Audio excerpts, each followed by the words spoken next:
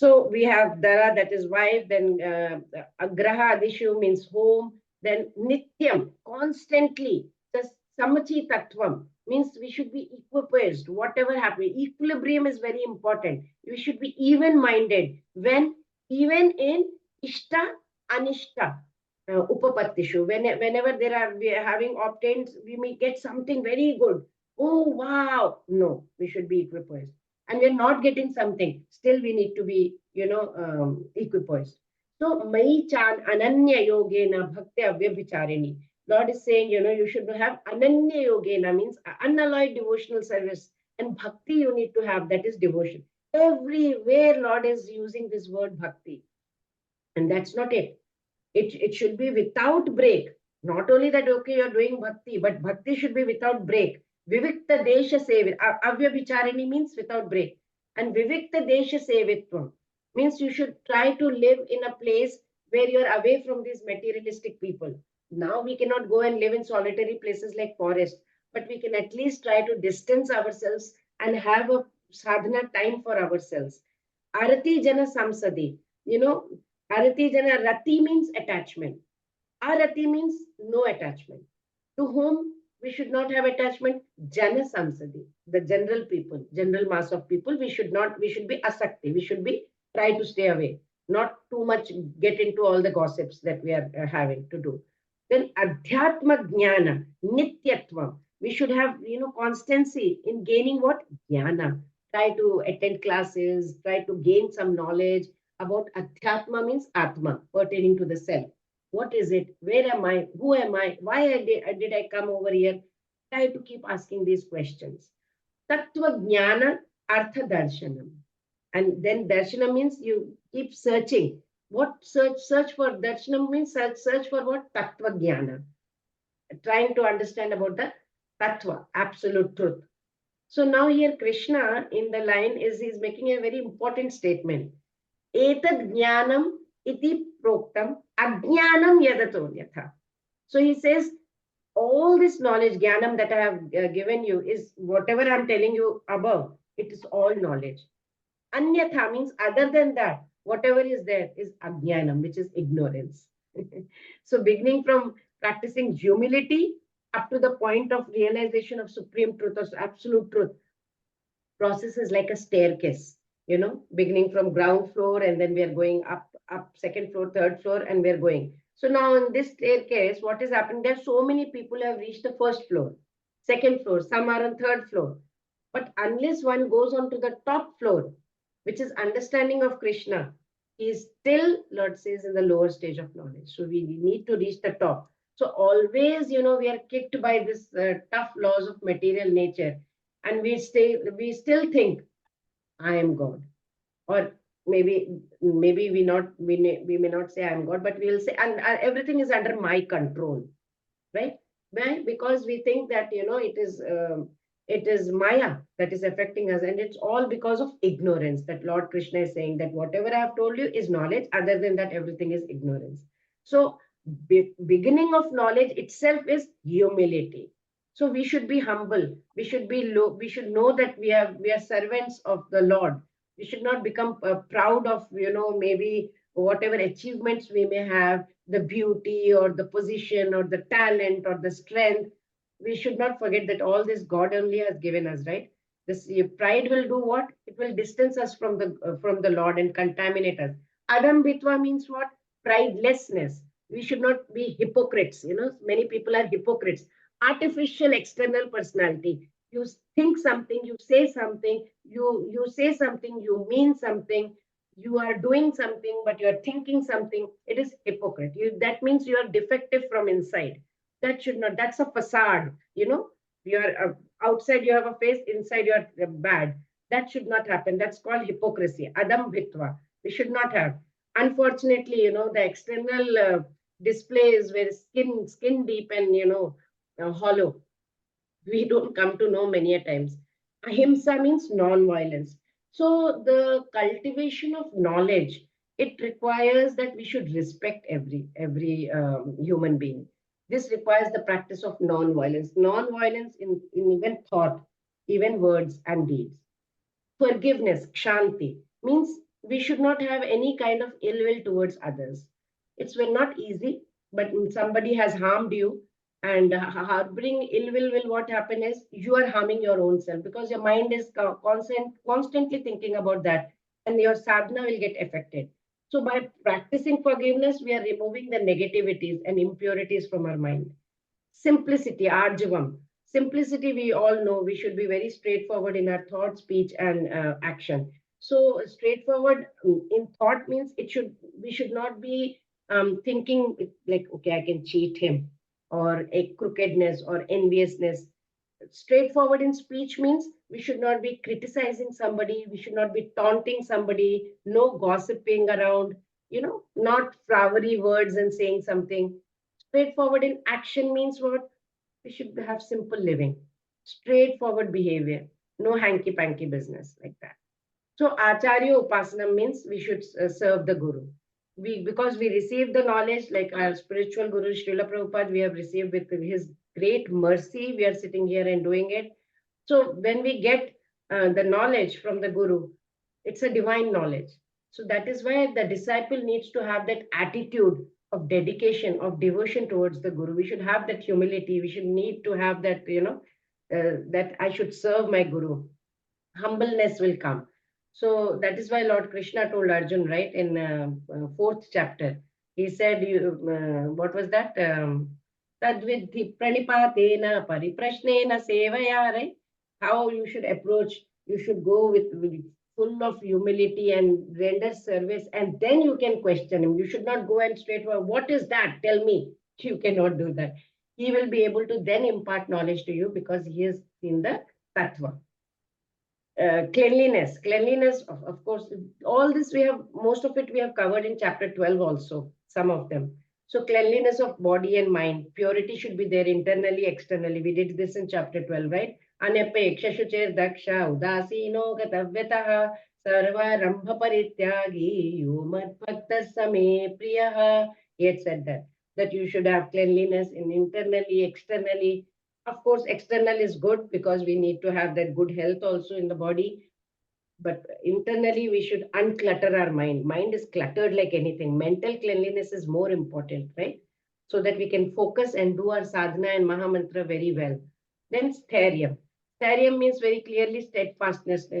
If we do not commit ourselves, if there is no determination in our daily sadhana, then how can we remain on this path, and how can we reach our goal? Our goal is to go back home, back to Godhead, right? Atma vinigraha means we need to have self-control. Self-control means what? We need to restrain our mind. Mind is running away. We are doing Hare Krishna, Krishna Krishna, Hare Hare. What is there in the kitchen? Okay, no. Hare Krishna. Oh, who is crying? So the mind is running all over the places. It's running after mundane affairs, mundane pleasures, right? So we need to have that self-control. And we need to completely say, no, that is a distraction. Bring it back. No, that is a distraction. Bring it back. Is it urgent? No, it's not urgent. Bring it back. So we need to keep pulling our mind. That is practice, and it will come with practice. Indriyartheshu vairagyam. So we need to have no passion towards the objects of senses. We should have complete, what do you call, dispassion. So sense gratification. It's the stage higher than the self-control. Self-control, we are restraining ourselves. Dispassion means we don't even have that taste only. Lack of taste for any sense pleasures. There is a lot of food over there, but we are not having that taste for it anymore because we know we will eat only prasadam. That has not been offered to God. I am not eating it. That develops automatically because we are on the path of God realization. Anahankar. Ahankar, we know it is ego. Anahankar, the I, it is mine, it is me, I, me, my, I, ma meva. Everything is me, right? So the great sadhus, they all say that to invite God into our heart, we must get rid of this pride of the self or I. Then only the God will be able to find some place in our heart, right? We used to learn Kabir ke dohe in school, where Kabir ji used to say, जब मैं था तब हरि नहीं, अब हरि है मैं नहीं. जब मैं था, मैं is I, तब हरि नहीं था, God was not there. अब हरि है तो मैं नहीं, सब अंधियारा मिट गया, दीपक देखा माही. So you can imagine, when I existed, God was not there, Hari was not there. When Hari was there, I do not there. So when the ego is there, Lord will not be there. And when Lord is there, I word will not be there anymore. That will not exist anymore. All the darkness will vanish, you know, when we get that knowledge that Lord is giving us here, that comes inside like a lamp. It burns like a lamp inside our heart. Then everything starts developing. So when we go into the part of Jnana Yoga or Ashtanga Yoga, lot of sadhanas are there to get rid of this aham bhavna. But in Bhakti Yoga, we can eliminate it very, very simply. We just have to become a das, servant of, in front of aham, we can just become daso aham. Daso aham. Das aham means dasoham. I am the servant of God. So the moment we become das, that I thing is gone and we are replaced with God consciousness. Then comes Janma Mrityu Jara Vyadhi. Janma Mrityu Jara Vyadhi Dukkha Doshanu Darshanam. So we need to keep this evils of birth, death, and old age, and everything in our mind, disease. If the intellect is not very clear about what is more important to us, is material things important to us? Material growth is important, spiritual progress is important. What is important? Then otherwise it will become very difficult to develop that kind of willpower that is required to get this knowledge that Lord is trying to give us. Otherwise, the moment the intellect says, okay, it is convinced, it is dukkhalayam ashashvatam, this is a place of misery, then we start thinking how to get out of it. Like, we need to get into this resolution, how, like we take New Year resolution.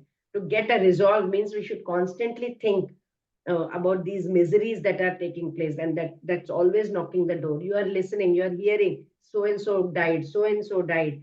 Then also, if we do not get into the mode, then it will become very difficult. But the moment we think about all this, we know that how to get out of this material world. We know about Buddha's story, right? On when he was on the spiritual path, what happened? He saw a sick person and he thought, oh, there is sickness in this world, so I will also fall sick one day. Then he saw an old person and he thought, oh, that's old age. This means that I also will become old one day. Then he saw a dead person and he realized, oh, this is also part of existence. So that means I too will die one day. That Buddha's intellect was so sharp that, he when he saw this fact of life, he immediately renounced this worldly existence. Completely he renounced. But we do not have such Buddha's intellect in us. Buddha had that intellect. So we must repeatedly keep thinking like this. Because the moment we go to, somebody dies, we go to that Shamshan Ghat, we attend that ceremony, funeral ceremony, we feel bad for a few days, then gone. Again, we are into this material enjoyment. So we need to keep thinking of these facts to allow that unattractiveness of this world to, it should sink in our mind. Then is asakti, that is detachment. We should have dispassion towards this world. We have only one mind, and that mind should be pursuing spiritual path. We need to detach ourselves from material objects and persons. Because we are sadhakas, we need to replace this worldly attachment to the attachment towards God. I'm not saying we should leave our responsibilities. Attachment is different from responsibilities. Asakti ranabhishwangaha putra dwara grihadishu. So we should not be clinging on to our spouse. We should not be clinging on to our children, home, and all these places, because we are unnecessarily getting attached, right? In bodily thinking, we start thinking, oh, this family is mine, this home is mine. When we are attached to the family, right? We expect certain kind of a behavior from our husband, certain kind of a behavior from wife, certain kind of behavior from children. We start expecting certain kind of behavior from family members, and they don't do it. It leads to sorrow, it leads to misery, it leads to mental anguish. And if there is a separation from the family, even for few days or few months, and if they have gone to some other place, or maybe permanently they have moved, or if they have gone or died, then all these experience, the apprehensions, it becomes so heavy on our head that, it drags us away from God. That is why we need to practice. So we need to practice caution when we are interacting with the spouse, children, or home, or whatever, so that the mind does not get entangled. That's our, we must have, do it as a duty towards our family. That's a duty, that's a responsibility, but without attachment. How? For example, a nurse, she goes to the hospital, she does her duty in the hospital, right? She is doing everything for you, but she's not attached to you. She is doing her duty. She is with full responsibility. Teacher, she goes to the school. She teaches with full responsibility. She knows she has to finish the syllabus. Everything is done, but she's not attached to anybody. It's a duty towards the school, right? So Bharat Maharaj also did that. So next is Nityam cha samachi tattvam ishtanishtopa pattishu. So even-mindedness, whenever there is something pleasant happening, something unpleasant happening, whatever may be happening, we should, be like it. We should just see it like a night, and then night has come. Okay, tomorrow day will come. That is life. That is how life sometimes gives us all this. So we need to rise above all this, so that we can have that, and we have to enhance, keep doing sadhana so that we become strong inside. Spiritual strength become strong by chanting the Maha Mantra, right? And then we will get some detachment from the world. Then slowly we become very calm, and we will be able to, we will be cool, collected, and we will be able to face issues in life. We should not get carried away whenever we are successful also. Whatever may be the situation, we should be calm and composed. Then Samachi Tattvam. What was that? Asakti Ravi did that. Nityam cha Samachi Tattvam Ishta Nishtopa Pattishu. So Nityam cha Samachi Tattvam Ishta Nishtopa means like Prahlad Maharaj, how he was Samachi Tattvam, Sama, equipoised. He faced so many distresses, but sufferings, but he was Samachi Tattvam. Srila Prabhupada says, Mai Chananya Yogena Bhakti Ravya Vicharini, unalloyed devotional services. Constant and exclusively devoted we should be, towards Lord Krishna. That is the most important thing. So life is about engaging all our senses in devotional service. The goal of life is what? To dedicate our life to God. The goal is not I want the Sayujya Mukti or Sarupya Mukti or Samipya Mukti. No, we are not looking into liberation. We want devotional service to Lord and dedicate at lotus feet of Lord. That's it. So Lord Krishna, that is why he has highlighted this point over here. Mai cha ananya yogena. Ananya bhakti was there in chapter 12 also. Here also Lord Krishna is highlighting it. Mai means me. Ananya bhakti you need to have. You need to have that bhakti. Amrish Maharaj, completely dedicated to the Lord throughout his life. He was a king. He didn't leave his duties. Didn't leave his responsibilities. But he was not attached, and he was completely had unalloyed devotion. Vivikta Desha Sevitvam Aratir Jana Samsadi. Vivikta Desha Sevitvam means we need to try and stay away from non-devotees. That's it, because we can't go in solitary place and live like that. But Dhruva Maharaj had gone in those days. He went to the forest and he did a lot of meditation in tapasya, right? Arate Jana Samsadi. We, from general mass of people, we need to kind of isolate ourselves, not get in attached to these worldly talks, whatever their worldly affairs. We need to have a divine consciousness, because if we start talking to somebody, when we are chanting, that same topic will come to our mind. Why unnecessarily? Don't feed in anything inside. So try to have that distaste for everything, all these mundane society and all. Same time, it is very important to participate in devotional service. Try to meet as devotees, do some service, so that good things sink into your mind. So that's very important for us, so that we can develop some strength, internal strength. Mentally, we remain unaffected then. So Adhyatma Jnana Nityatvam. Adhyatma Gyan, continuously we need to have, theoretically we need to know something. That is not enough. So we may know in theory, okay, anger is not good, but we still sometimes take it out. So what does it mean? We have to practice it. Practically, we need to implement. Getting this knowledge from Krishna is not enough. We need to apply in our life. So this will not happen, if by just hearing, okay, this Prabhuji is saying, Mataji is saying, okay, yeah, Krishna is saying, okay, good, done. No, that will not happen. After hearing, we must repeatedly keep thinking about it. Okay, these are the knowledge points that Lord Krishna has shared. How can I apply in my life? That is why Lord Krishna is saying, all this is knowledge, rest is ignorance. Tattva jnanartha darshanam. So that once we see, even animals are engaged in right bodily activities, eating, sleeping, mating, defending, and all that. But God has blessed us. We are all human beings. We are blessed because we have got that faculty of knowledge. We have got that intellect to decide. So this is not to engage in bodily activities. Difference is animals are doing having that bodily activities on the road. We are having it in a very deluxe way. But we need to have different questions in our mind. Who am I? Why am I here? What is the goal in my life? How was this world created? What is my connection with the Supreme? How will I be able to fulfill my purpose in life? These kind of tattva jnanartha darshanam, we need to keep on hearing and hearing and hearing, so that one day, who knows, we will also be able to go back to Godhead.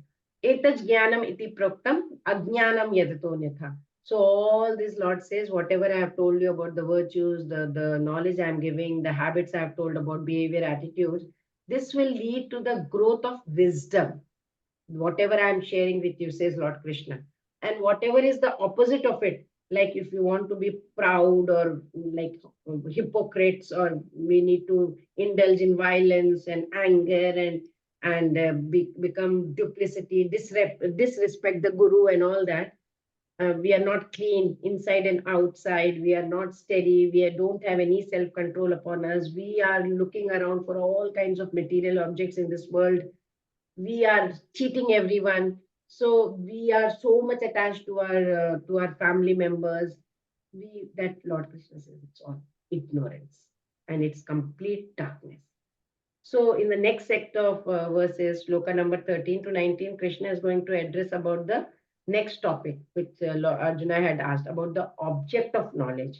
But first, let's read through all the shlokas once again, as Krishna says it is very, very, very important. So I would request one devotee to read the left side, humility, and the second one to read the meaning, not to be anxious, so that it just gets into our head and it sinks in. So I would request the two devotees to please do it. Shilpa Mataji and Manoj Prabhuji, please.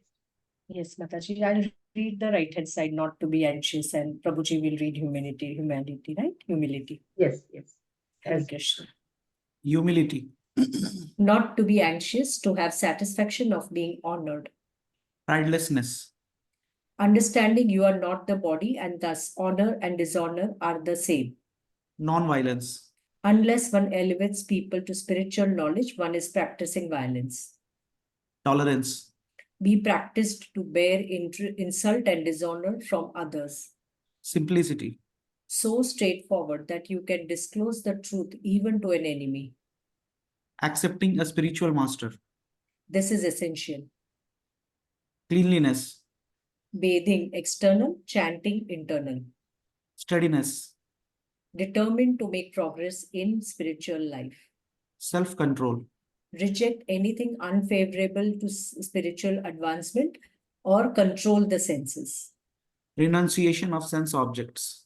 Not to cater to unnecessary demands, gratified only to keep body fit for Devotional service. Devotional service. Absence of false ego. Reject, I am this body or mine, accept that I am Krishna's servant. Perceptions of evil. Regularly hear about these from the proper source, become disgusted with material life. Hare Krishna. There's some more. There is some more. If anybody else wants to read, or you can continue, Mataji. Detachment. To be ready to sacrifice everything for Krishna. No entanglement with wife, children, family, etc. Should practice it if you can do it in Krishna consciousness way, but renounce if unfavorable for Krishna consciousness. even-mindedness, Not elated or distressed at material gain or loss by performing unbreakable devotional service. unalloyed devotional service, Engaging oneself in the 9 processes of bhakti. aspiring to live in a solitary place, Not desiring to mix with materialistic people, live in the association of devotees. detachment from the general mass of people, Not desiring to mix with materialistic people, live in the association of devotees. detachment from the general mass of people, as above. Yeah, as above. Accepting the importance of self-realization, Give up unnecessary sporting, cinema going, non-devotional, that is, social activities, avoiding wasting time. philosophical research, Rejection of useless research and philosophical topics. Thank you so much. Hare Krishna. Manoj, Thank you. Prabhuji and Shilpa Mataji. So this is the summary. We need to cultivate these qualities. That's what Lord Krishna is saying.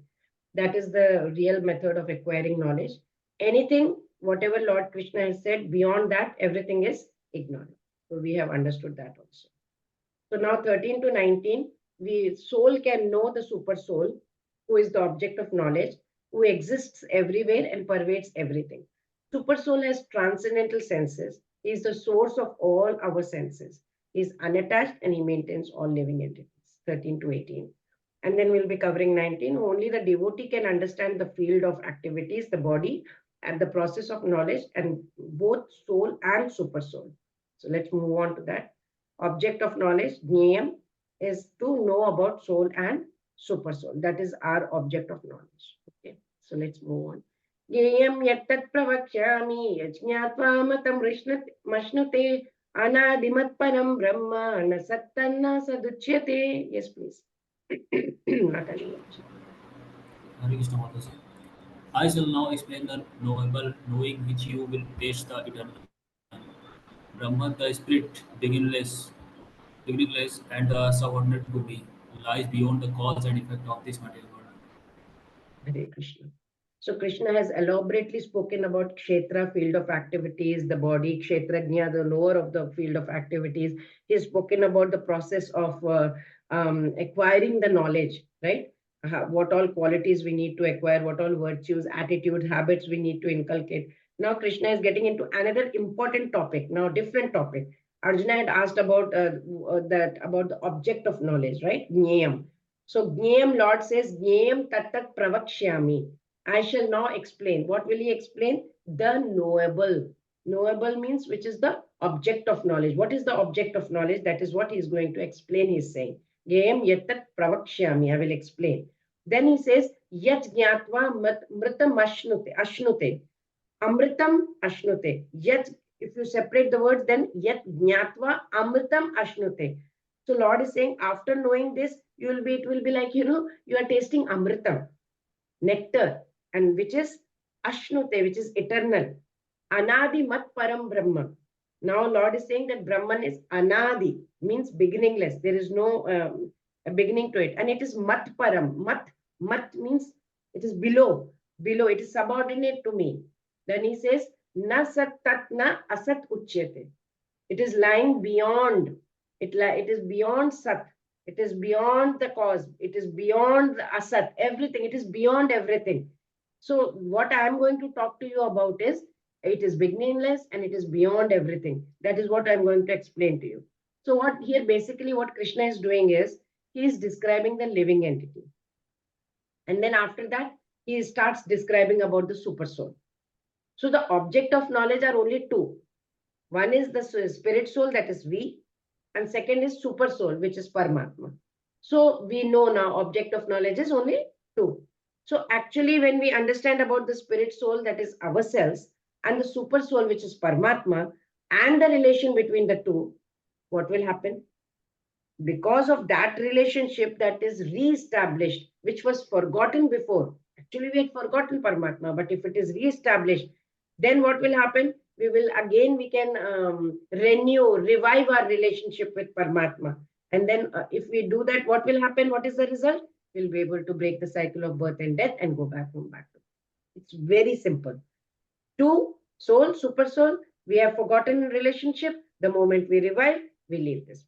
So it's like Lord says, it is like tasting nectar. Yajñatva amritam ashnute. The moment you understand this knowledge, it's like amritam. Because when we go back home, back to Godhead, what will happen? We'll remain there eternal. That is why ashnute, an eternal position, and everything will be so nectarian over there.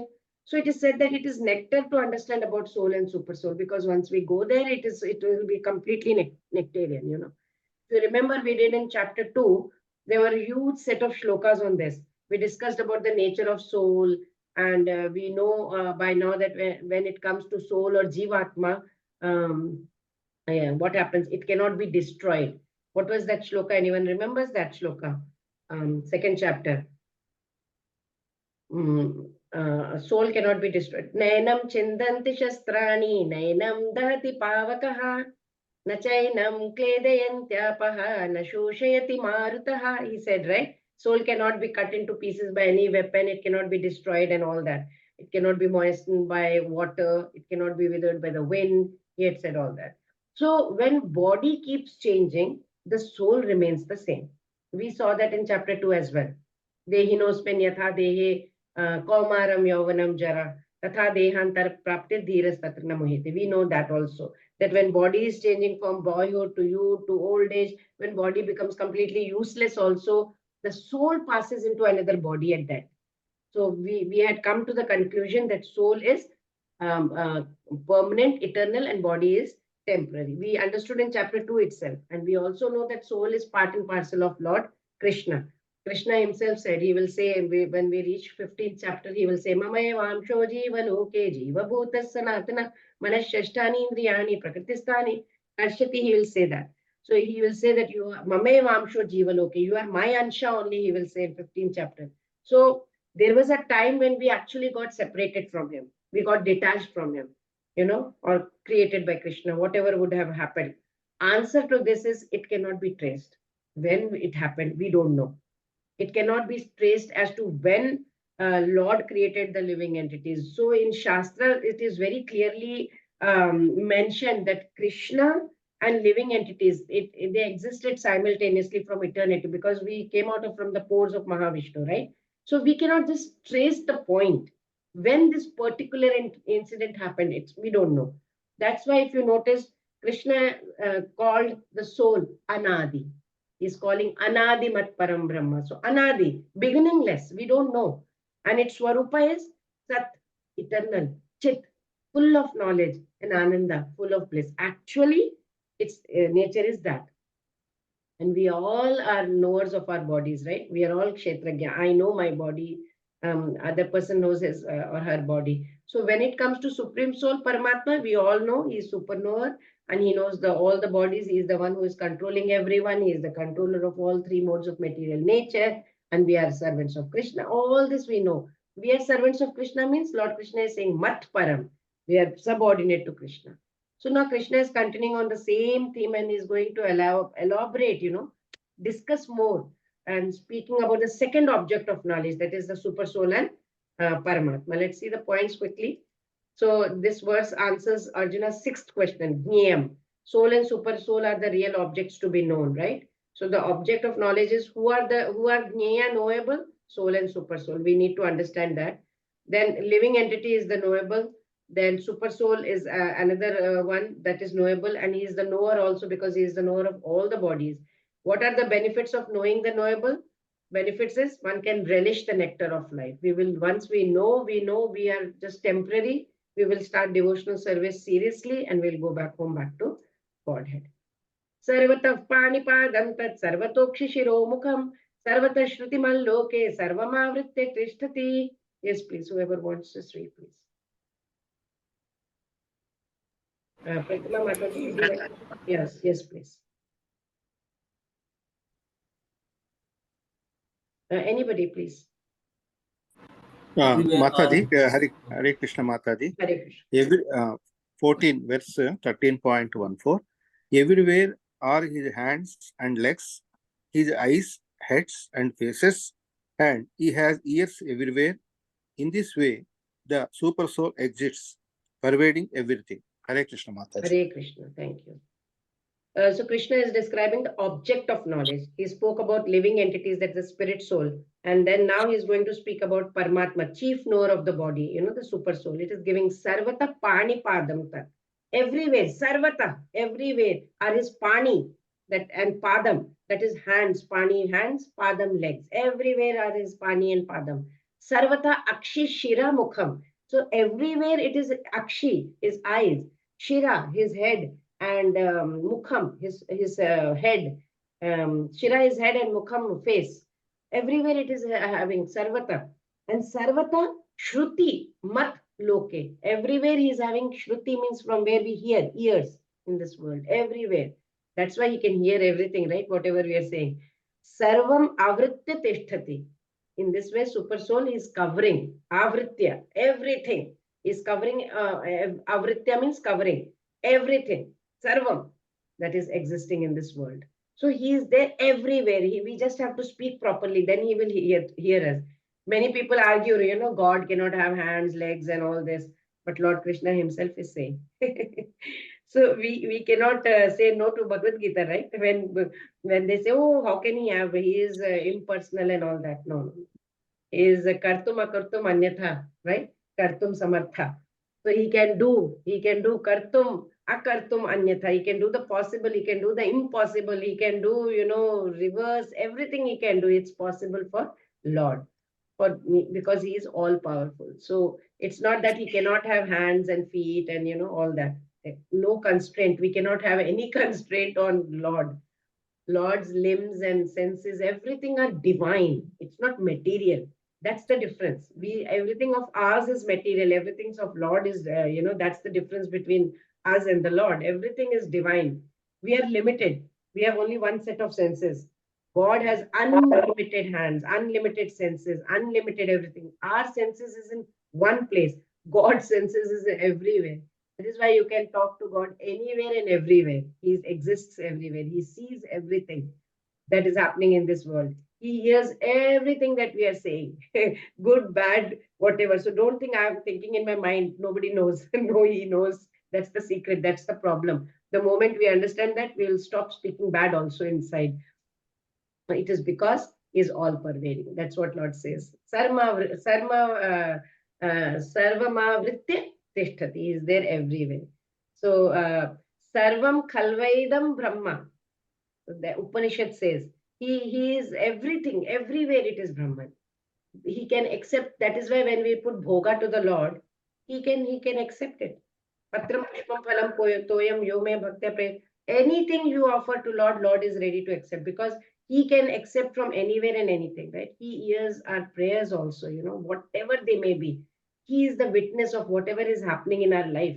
Millions of devotees are there who are, worshipping him. At the same time, just imagine, so many are there worshipping him. And still, he has no problem. He can accept all the prayers at once. So you can imagine how great he is, right? So now, continuing in the same theme, Krishna is going to describe some more details about the super soul. Let's see the main points quickly. So this is the sixth question. Game, super soul is all pervading. Srila Prabhupada strongly confirms that this verse describes the super soul and not the living entity about this. Because some of the verses, somewhere, some people have mentioned that it is about the living entity. But Srila Prabhupada is very strongly, he says, he's convinced, and he says this is about super soul only. So let's move on to the next one. Sarvendriya gunabhasam sarvendriya vivarjitam asaktam sarvabhrichaiva nirgunam guna bhoktrucha. Yes, please.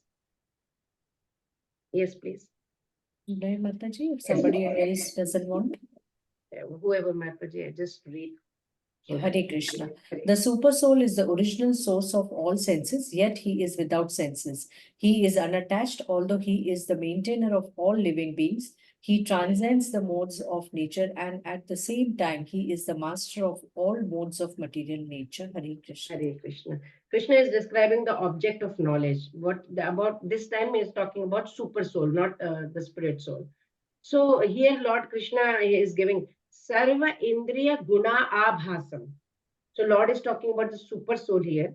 Super soul is Abhasam. Abhasam, or the original source of all the Indriyas, all the senses. It's the original. Sarva Indriya. And it's Guna. It is abhasam. He knows about everything. But sarva indriya vivarjitam. Yet he is without senses. Contradictory, right? He is the original source of all the indriyas, yet sarva indriya vivarjitam. He is without senses. And asaktam. He is asaktam. He is without attachment. Asaktam, even though sarva brit cha eva. He is the sarva brit, sustainer. He is the maintainer. Sarva brit means maintainer. He is maintaining everything, maintainer of everyone. Then he's saying he is nirgunam. He is without any material qualities. He is above the gunas. But at the same time, he is guna bhoktracha. He is also the master of the gunas. So at the same time, he is saying without any material qualities, but he is the master of gunas or the modes of material nature. It's a very contradictory statements, very nice shlokas where opposites are given. Still, they simultaneously exist as Supreme Lord. He is the Almighty. He is manifesting everything. So Lord's senses are everywhere. Lord Krishna is saying Lord's senses are everywhere. He's saying immediately next he says exact opposite Lord Krishna. He says, no, he does not possess any senses. But if we try to understand this through mundane logic, we will find this very, very contradictory, very, very opposite. So we have to inquire, how can God have infinite senses and also be without senses? The moment we start using mundane logic will not apply over here because he is beyond our intellect. So actually, he is devoid of mundane senses like ours. So it is very correct to say he does not have senses like ours. Sarvendriya Vivarjita means he is without material senses. No, he is not having any of, I'll finish this look and stop. He is not having any material senses like ours. But he does possess divine senses that are everywhere, right? So it's very correct to say that the senses of God are in all the places. Sarvendriya Gunabhasam means he manifests the function of senses and is grasping the sense objects. He can do anything, right? But everything is divine for him. He's not having material hands, material feet, material eyes, and all that, right?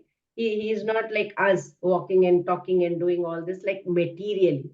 So Lord Krishna is saying he is the sustainer of the creation, right? Asaktam sarva bhritchaiva, he bhritchaiva, but is detached from it. So in his form as Lord Vishnu, Lord Vishnu is maintaining the whole creation. He is sitting in the hearts of our everyone's heart as Paramatma. He is noting down whatever we are doing, whatever karmas we are doing, and he is giving us the result. He sees everything. He is seeing the past, he is seeing the present, he is seeing the future. He knows our future also, by the way. So he is living within our heart also. He knows what we have done in the past. He knows what we are doing right now. And he also is okay, what is awaiting for him in the future. He can see that. So under Lord's Vishnu's territory, Brahma is the one who's controlling the whole, the laws of this whole material creation, right? The universe is functioning so well, so stably. And under Lord Vishnu's territory, only the devatas and all that, they are arranging and they are providing us with air, water, everything they're supplying, right? Rain and all that, whatever is necessary for us. So he is the sustainer also. Yet he is complete in himself. He doesn't need his Atmaram. He is detached from everyone. That's why, he is the one who rejoices in the self. He does not need anything from externally. So at the same time, he is Nirguna, beyond the three gunas. Three gunas are all material. So God is divine. He is completely eternal, right? Satchit Ananda Vigraha. Lord Brahma in Brahma Samhita had also said, right? Ishvara Parama Krishna, Satchit Ananda Vigraha.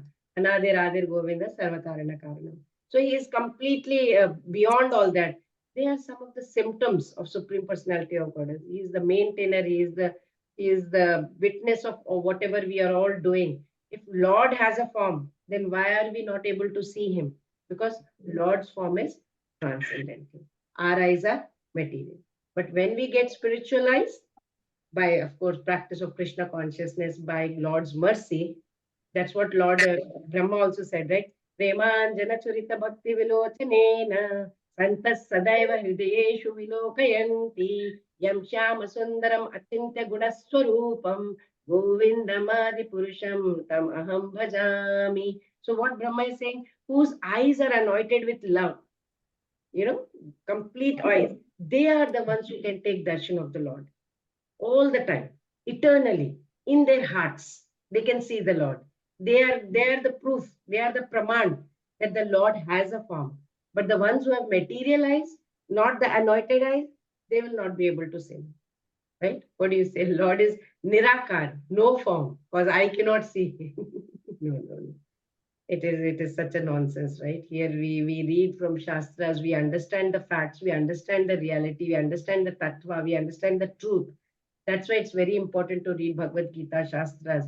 We are fortunate that we are doing it, right? So Lord is going to add some more descriptions in the next shloka, which we'll cover next time when we meet.